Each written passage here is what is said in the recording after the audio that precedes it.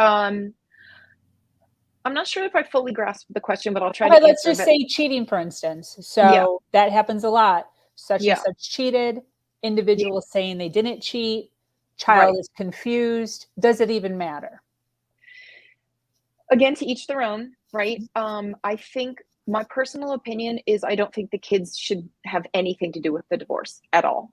I think that people behave badly when they're unhappy. This goes for cheating, this goes for drugs, smoking, overeating, what have you. People behave badly when they're not able to give themselves what they need, when they're not getting what they need. Um, and the kids shouldn't have anything to do with that, especially when they're young. Um, but really at any point, because the kids are in the middle of an unhappy situation, even in the best of situations. That again, my personal opinion is that that should stay with the adults. The adults should hammer that out. Again, someone's situation might be different, someone's belief might be different, and everyone has to do what's right for them. And I'm an advocate for that. Um, but again, that's just going to turn into more anger and more slinging mud. I just think that any bad behavior is always a symptom of a bigger problem. Not that bad behavior is, you should condone that, right? Um, but we're human. We behave badly when we're hurting. We behave badly when we're hurt, and unfortunately, that's just the human condition. And you know, this is hard to wrap your mind around, but I believe everybody's doing the best they can, even if their best is subpar to what your best might be. I was a huge athlete, and I didn't get like that everyone has different levels, different capabilities. It took me a while to learn this, right? And that was my flaw. That was my fault. That I didn't recognize where not my whole career, but when I was younger, it's kind of just being self-aware to what's appropriate for all involved. Again, it goes back to the Reiki. Do your kids need to know this? I don't believe so. I don't believe that that's stuff that they need in their head. I think it's if cheating or abuse happens,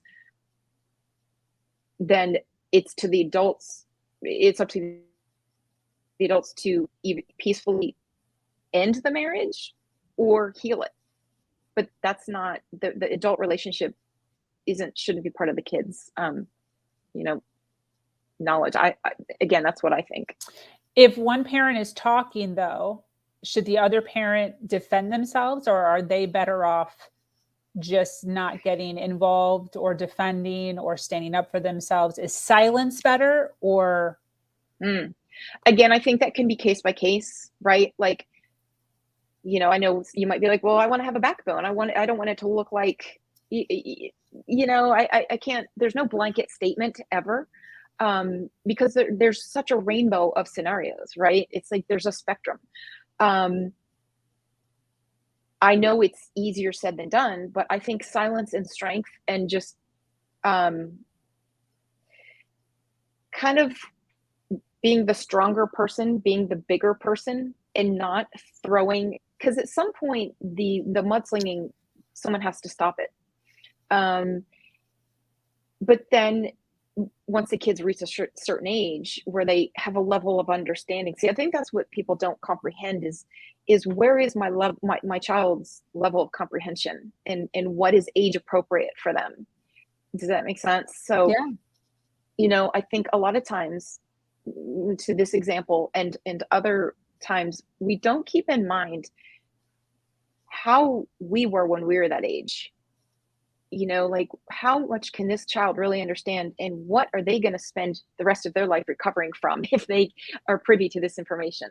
So my advice would be, the best you can, just love them, love yourself enough to know that whatever's being said is untrue.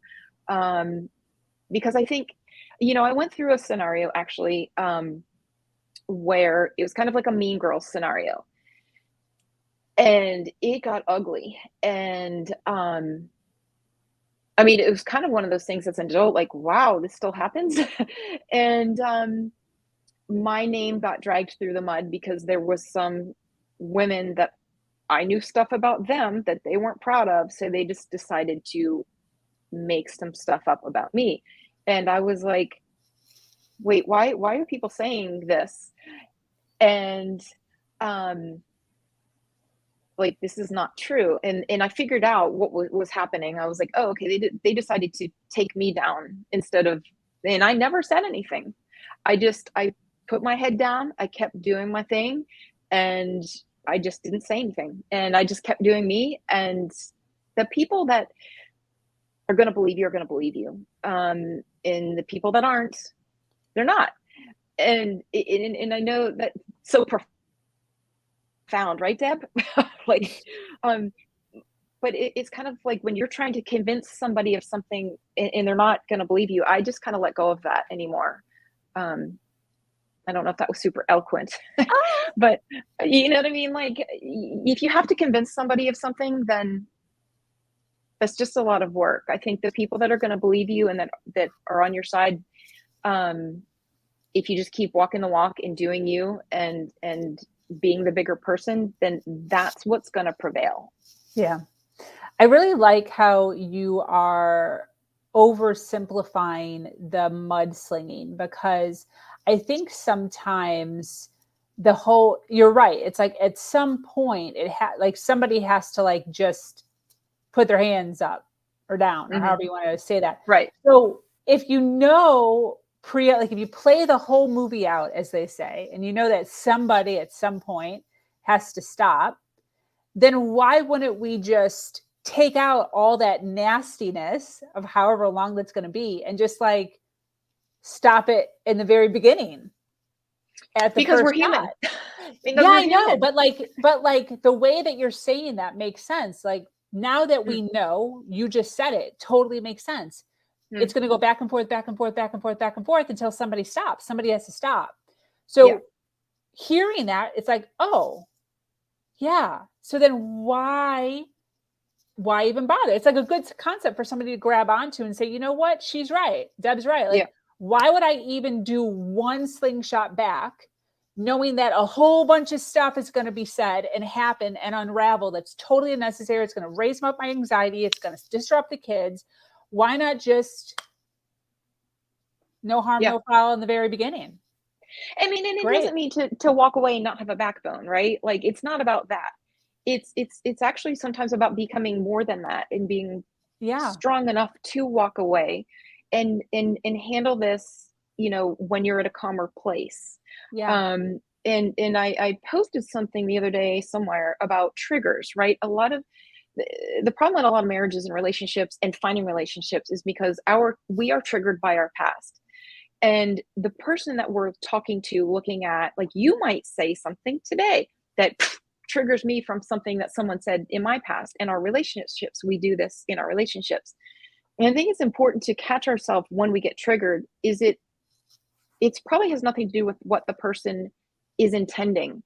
It's just, it sparked something in our past that lit a fire under our ass. And we're like, we get our hackles up and then we jump down their throat. And then it just starts this, like, again, this mudslinging contest. And, but this is kind of how you can break cycles. And this leads into personal development and how my journey was so profound and my change was so transformative, because all of a sudden just the light went off in my head and I was like, oh my gosh, I control me. And everything happening around my life, and these tornadoes and these fires and these bad relationships and these narcissists are coming in, you know, it's a mirror of what's happening inside of me.